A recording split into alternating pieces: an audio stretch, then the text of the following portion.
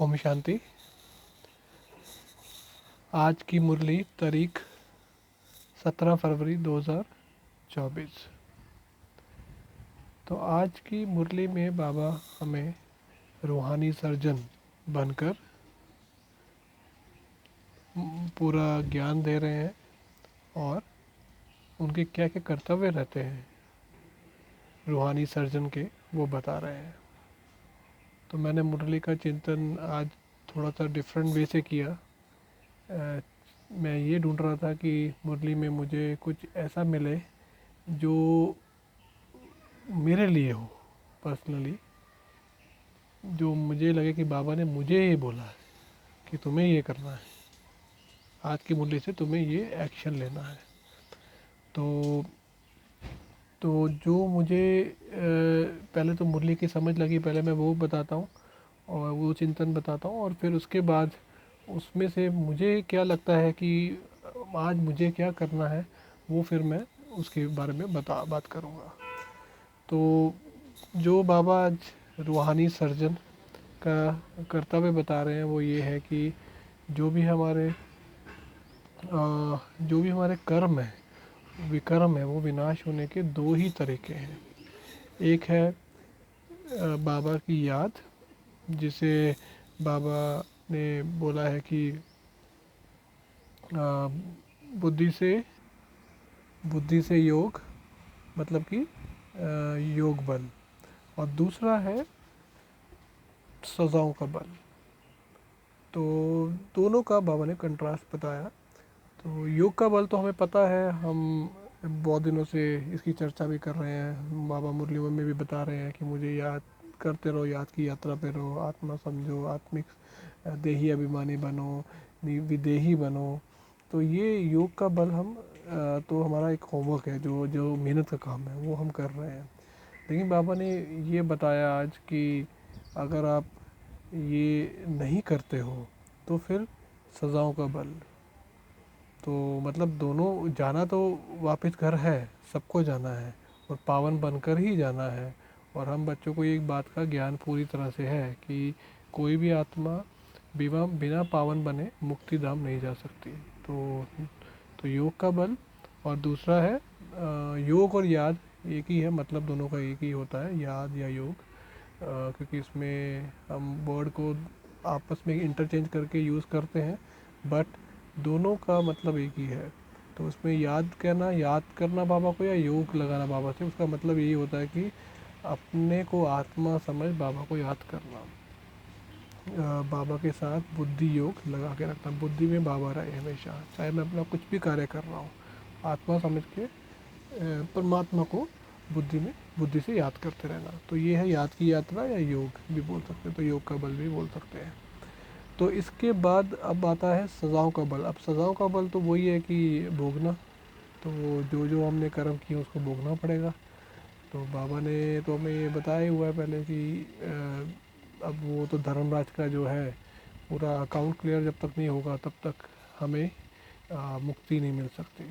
तो इसके लिए इवन हो सकता है कि हमें, और मोस्टली वही होता है कि या तो इस जन्म में बीमारियां, या इस जन्म में दिक्कत परिस्थितियां बनेगी, अगले जन्म या फिर से जन्म लेना पड़ेगा, जिसे हम बोलते हैं गर्भ जेल में, और बाबा बोलते हैं गर्भ जेल में आना पड़ेगा, क्योंकि वो भी एक तरह से जेल है जिसमें बहुत परेशानी होती है। और स्पेशली कलयुग में उसको गर्भ जेल बोला जाता है, सतयुग में गर्भ महल बोलते हैं।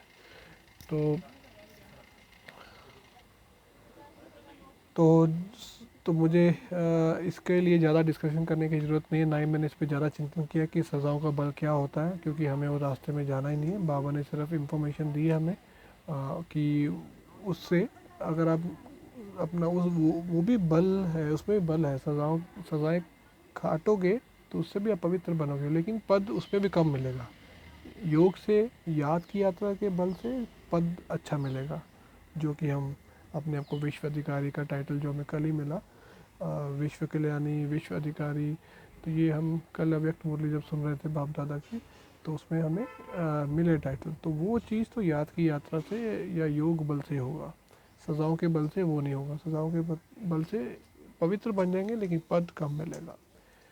तो ये हो गया जो मेन दोनों का डिफरेंस। उसके बाद बाबा ने एक इविल सोल के बारे में बताया है। तो ये हमें, वैसे तो हमें पता है कि जो अज्ञानी है, चाहे हमारे आसपास है, हमारे फैमिली में है, जिनको बाबा का ज्ञान नहीं है और जिनके लिए हम करते रहते हैं प्रयास लगातार कि वो भी किसी तरह से बाबा के ज्ञान में चल पड़े, लेकिन क्योंकि वो अज्ञानी है तो वो हमें पवित्र बनने से रोकेंगे, क्योंकि उनको पवित्रता की सही डेफिनेशन या उसका सही महत्व पता नहीं है। हम ब्राह्मण बच्चों को पवित्रता का जो है हमें पता है फाउंडेशन है, सुख और शांति की जननी है, और इसी के बेस पे ही पूरा परिवर्तन, अगर हमने बाबा की प्रत्यक्षता करनी है या कोई भी गुण धारण करने हैं, वो इसके बेस पे ही, पवित्रता इज़ अ फाउंडेशन। तो वो इविल सोल्स जो हैं वो इसमें आपको मतलब हमें किसी किसी अलग अलग तरीके से विघन डालेंगे। और बाबा ने तो वो भी बोला, वो शरीर में होते हुए विघन डालेंगे या शरीर छोड़ के विघन डालेंगे, जो कि जिसे वो भूत बोलते हैं, जो भूत प्रेत होते हैं, या शरीर में होंगी तो विकारों से विघन डालेंगी, जिसे बाबा ने भूत बोला हुआ है। सब विकार बाबा भूत ही बोलते हैं उनको। तो हमें उस सिचुएशन में क्या करना है, तो बाबा ने बताया तुम्हें याद की यात्रा पे रहना है और सुदर्शन चक्र फहराना है। अब अगर कोई हमें विकार में जाने के लिए फोर्स कर रहा है और हम सुदर्शन चक्र फहराएं, तो उससे मैं कैसे बचा रहूँगा, मतलब उस विकार के, जो अज्ञानी व्यक्ति के, अज्ञानी आत्मा जो है उसके विकार से कैसे बचा रहूँगा। तो इसका जो मेन मतलब है कि बाबा कह रहे हैं कि आप अपने अपने स्वरूप, जो हमारे 5 स्वरूप हैं, अनादि आदि जो कि देवता स्वरूप है, फिर पूज्य स्वरूप, फिर ब्राह्मण जो स्वरूप है हमारा, और फिर फरिश्ता स्वरूप, इन 5 स्वरूपों को याद करते रहो, सुदर्शन चक्रधारी बनो। तो इन स्वरूपों से क्या होगा कि हमें पहले तो इनकी प्रैक्टिस चाहिए, जो हमने कल भी बाबा ने बताया था, बाबा ने रात के व्यक्त मूल्य में भी बोला, गुण धारण करना। हमें अभी गुणों को धारण करना है, गुणवान बनना है, क्योंकि लोग हमें सुनना कम, एक तो मनसा सेवा करना हमें करनी है, और प्लस हमें देखना चाहते हैं, हमारे में बदलाव, वो देख के बदल अनुभव करना चाहते हैं, सुनना नहीं चाहते हैं। तो सबसे इम्पोर्टेंट चीज़ है, जो गुण धारण आने के लिए तभी गुण धारण होंगे जब मैं उस स्वरूप का अभ्यास करूँगा कि मैं ये हूँ, या ये मैं था अब बन रहा हूँ, फिर मैं पूज्य भी था, मैं फरिश्ता भी था, अब फिर फरिश्ता बन रहा हूँ। तो मुझे अपने आप को वापस ये सब 5 स्वरूप का अभ्यास करना, मतलब अपने आप को समझना मैं यही था। मैं 5000 वर्ष पहले देवता था, इस युग में था, और अब दोबारा से पुरुषार्थ कर, अपना अभ्यास कर, बाबा से ज्ञान अमृत पीकर मैं ये बन रहा हूँ, वापस बन रहा हूँ। और फिर बाबा ने इसके लिए बताया कि और आपको मदद बाबा करते हैं। बाबा मदद कैसे करते हैं? बाबा मदद हमें इस तरह करते हैं, एक तो हमें ये जो विधि बता के कि इस तरह से आपको कोई भी प्रॉब्लम आए तो क्या करना, तो ये विधि होगी सुदर्शन चक्र और याद की यात्रा। तो बाबा कहते हैं, मैं गारंटी लेता हूँ कि तुम्हें कुछ नहीं होगा, लेकिन तुम्हें विकार में नहीं जाना। अगर विकार में नहीं जाते तो तुम्हें कुछ नहीं होगा, मैं मदद करूँगा। और साथ में बाबा ने ये भी बोला कि जो मैं ज्ञान देता हूँ, क्योंकि मैं रूहानी सर्जन हूँ, बाबा बोल रहे हैं मैं रूहानी सर्जन हूँ, तो ज्ञान एक मेडिसिन है, वो बीमारी को बाहर निकालेगी।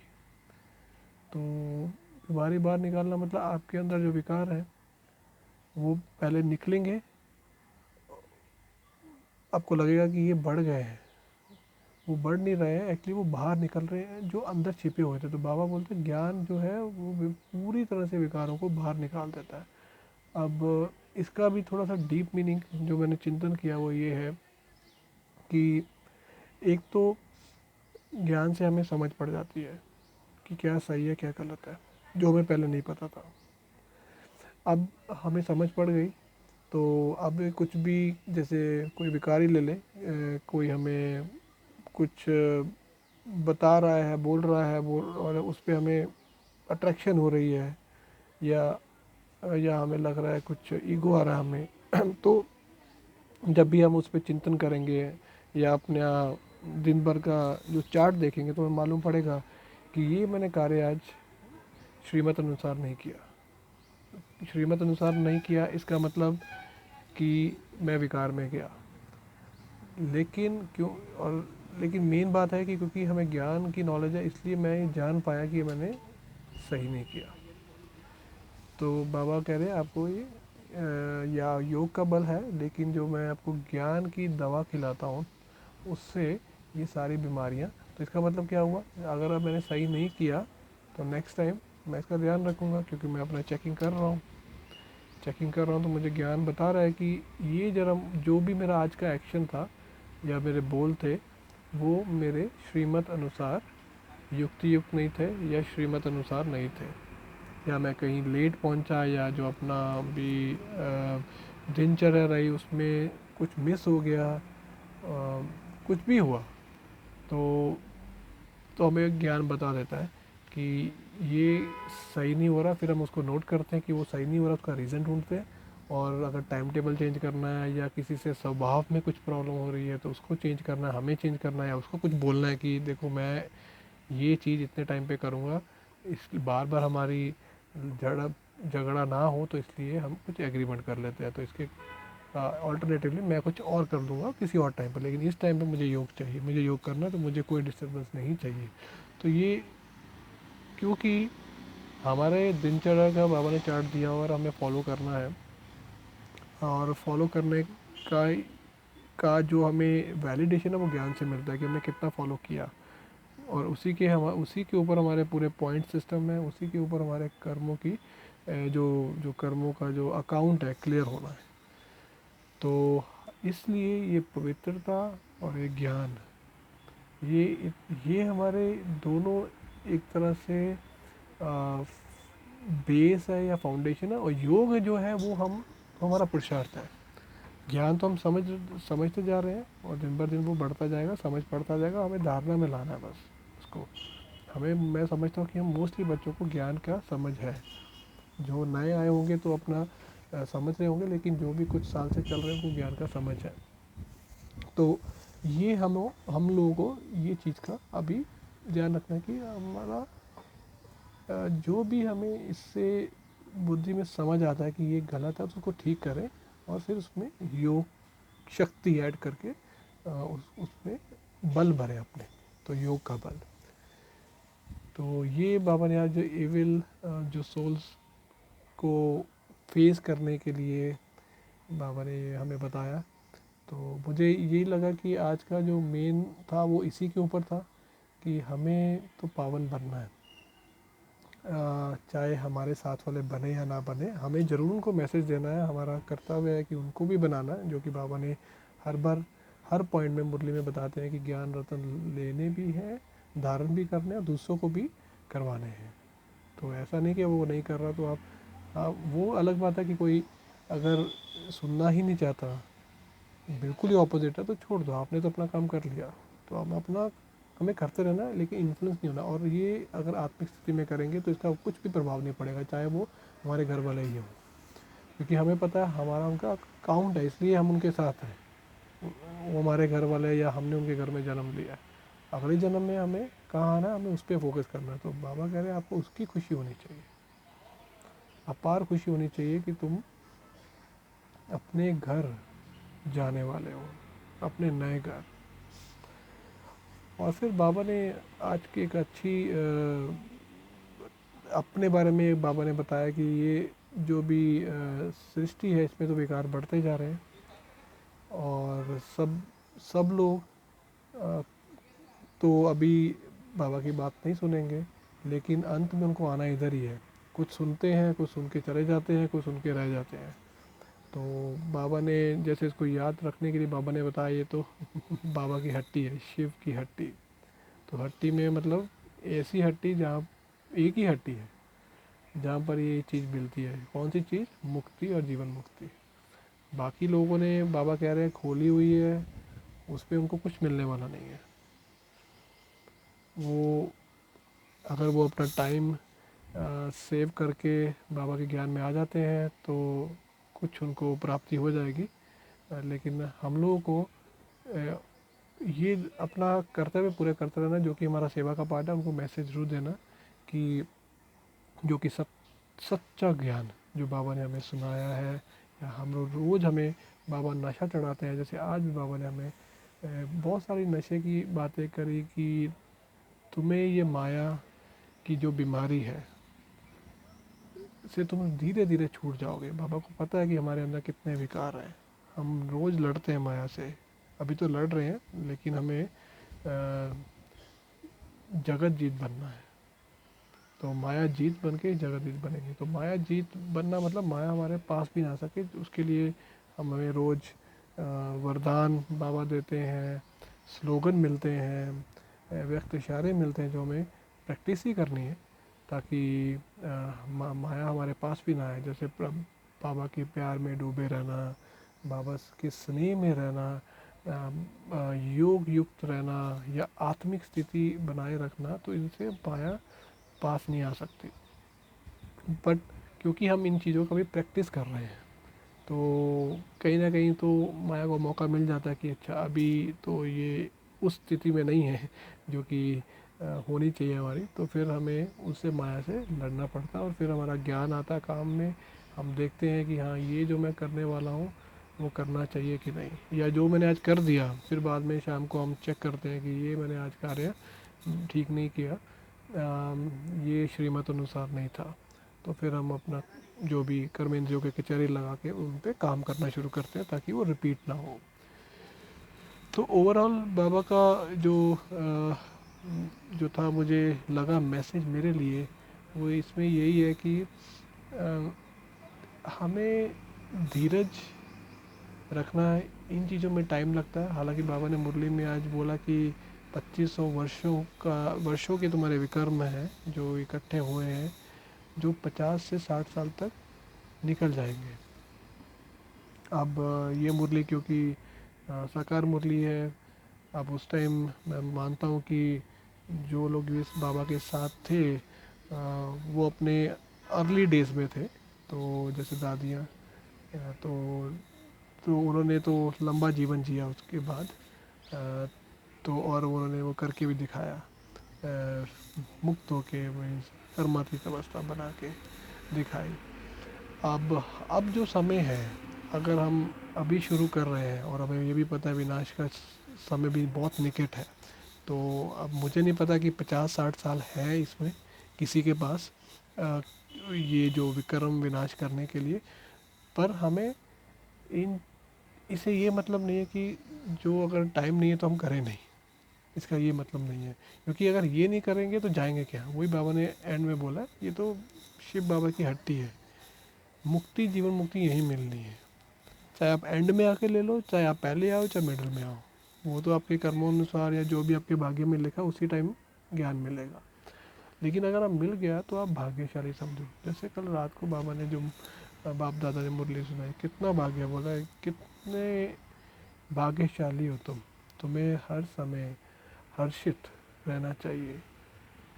बाबा ने भाग्य का सितारा चमकते हुए देखा माथे पर। तो बाबा कह रहे हैं हमें हमें कौन मिला है, इस चीज़ का नशा तो हमें रोज़ रहना चाहिए। उठते सारे परमात्मा जो हमारे पिता हैं, जो हमें नहीं पता था हमारे पिता हैं, अभी हमें पता है वो हमारे पिता हैं, हमें समझानी देते हैं। फिर उसके बाद अब वो हमें सुबह रोज़ मुरली सुनाते हैं, हमें पढ़ाई कराते हैं, हमें ज्ञान देते हैं, और उसके बाद गुरु बनकर वरदान भी देते हैं, सतगुरु बनकर। तो इतना कुछ जो है उसको छोड़ के कि अच्छा अभी टाइम नहीं है, काम है, तो अगर मैं अभी करूँ तब भी मैं पास कितना हो पाऊँगा, तो ये सोचना मुझे लगता है व्यर्थ में आएगा। हमें अपना, क्योंकि इसके अलावा कोई ऑप्शन नहीं है कोई। अगर हो ना कि कोई दूसरी हट्टी हो जिसमें जल्दी से कर सकते हैं, या कुछ अच्छा ऑप्शन है, या फास्ट लास्ट सो फास्ट जैसे बाबा बोलते हैं, तो फिर सोचने वाली बात है। लेकिन यहाँ कुछ है ही नहीं ऐसी बात। सबको बाबा बोल रहे हैं इधर ही आना है, अंत में तुम्हारे पास ही आना है, तुमसे ही उनको प्रत्यक्षता होगी परमात्मा की। जिन्होंने ज्ञान की समझ नहीं होगी, जिन्होंने बाबा का परिचय नहीं लिया होगा, उनको तुमसे ही प्रत्यक्षता होनी है। तो हम लोगों के द्वारा, ब्राह्मण बच्चों के द्वारा ही बाबा अपना कार्य, जो कि सत्युग की स्थापना या नई सृष्टि की स्थापना कर रहे हैं, उन हमारे थ्रू ही होनी है। चाहे हम कुछ साल से ज्ञान में चल रहे हैं, चाहे हम नए बच्चे हैं, चाहे हमें बहुत साल हो गए हैं। तो इस चीज़ को मुझे मतलब मुरली से यही बात क्लियर हुई कि कुछ बाबा ने एस्पेक्ट्स दिए थे, तो मैं उस पर चिंतन कर रहा था कि ये कैसे करेंगे आगे, कोई इस पे लॉजिक चलाए कि अभी तो इतना टाइम नहीं है, तो फिर मेरा क्या होगा। मैं तो अभी प्रसाद करूँगा तो मैं तो अभी 2 साल 3 साल से ही हूँ, तो मैं अगर 10 साल भी सपोज करो अभी विनाश में बाकी हैं, तो बाबा तो 50 साल बोल रहे हैं। तो अगर मेरे तो इतना टाइम तो मुझे मिलेगा ही नहीं है एज़ पर द जो जो हमारे ड्रामा साइकिल है। तो मुझे लगता है ये बातों के ऊपर हमें जो मिला है प्राप्तियाँ, हमें उस पर ध्यान देना चाहिए, क्योंकि जो समय निकल रहा है। हाँ, संगम युग का महत्व बाबा ने कल बताया था। हर एक सेकंड, हर एक संकल्प कितना इम्पोर्टेंट है। तो हमें वो चीज़ नहीं सोचना चाहिए कि इतना रह गया, अब मेरा क्या होगा। अभी जो है मेरे पास एक सेकंड, अभी जो मिला है या कुछ संकल्प मैं कर रहा हूँ, वो मैं सफल कैसे करूँ, मुझे उस पर ध्यान देना। बस हर समय यही चेकिंग रहनी चाहिए, और ये करते करते हर टाइम वही नेचुरल हो जाएगा। तो जो हमारे अभ्यास है, आत्मिक स्थिति बनी रहे, भाई भाई की दृष्टि, और मेरी जो संकल्पों की, या जो भी हमें पता है ड्रामा में रिकॉर्डिंग हो रही है, तो मुझे अगला संकल्प, अगला एक्शन कैसे लेना है, सोच के लेना है। चाहे सामने वाला कुछ कर रहा है, मुझे कोई किसी ने संकल्प डाल दिया, कुछ बता दिए, बात हो गई, तो मुझे उसको कंट्रोल कैसे करना है और व्यर्थ में नहीं जाना। व्यर्थ बहुत बड़ी प्रॉब्लम है, जो बाबा ने कल भी हमें बताई। तो उसके लिए मैं अलग से एक मुरली का वीडियो बनाने वाला हूँ। बट ये चीज़ों की हमें प्रैक्टिस चाहिए, इसमें ही मेहनत है। बाबा ने आज भी बोला, धीरज रखो, कुछ मेहनत करो। थोड़ी मेहनत है, लेकिन तुम इससे निकल जाओगे, इस बीमारी से बाहर आ जाओगे। जब से डॉक्टर बोलता है पेशेंट को कि ठीक है तुम बीमार हो, बट इलाज करने से टाइम धीरे धीरे तुम ठीक हो जाओगे, ऐसे बाबा बोल रहे हैं। तुम्हें माया, तुम विकारों में फंसे हुए थे, अभी भी हो, बट अब तुम्हें ज्ञान मिल रहा है, ज्ञान की दवाई मिल रही है, तुम उससे बाहर आ रहे हो। टाइम लगेगा, लेकिन इसका ये मतलब नहीं कि टाइम लगेगा तो हम वेट करते रहे, चलो अभी हो तो जाएंगे और कुछ ना करें, बैठे रहें। हमें अपना जो जो अभ्यास है, जो हम रोज़ सीख एक्शन दे रहे हैं बाबा, एज अ वर्क, होमवर्क दे रहे हैं हमें, वो हमें करते रहना है। तो ये था मेरा आज का चिंतन। कल के लिए फिर मैं दोबारा से फिर बना के वीडियो शेयर करूँगा, और जो रात की मुरली थी बाप दादा की, और 16 फरवरी की, वो भी उसका अलग वीडियो बना के अपलोड करूँगा। ओम शांति।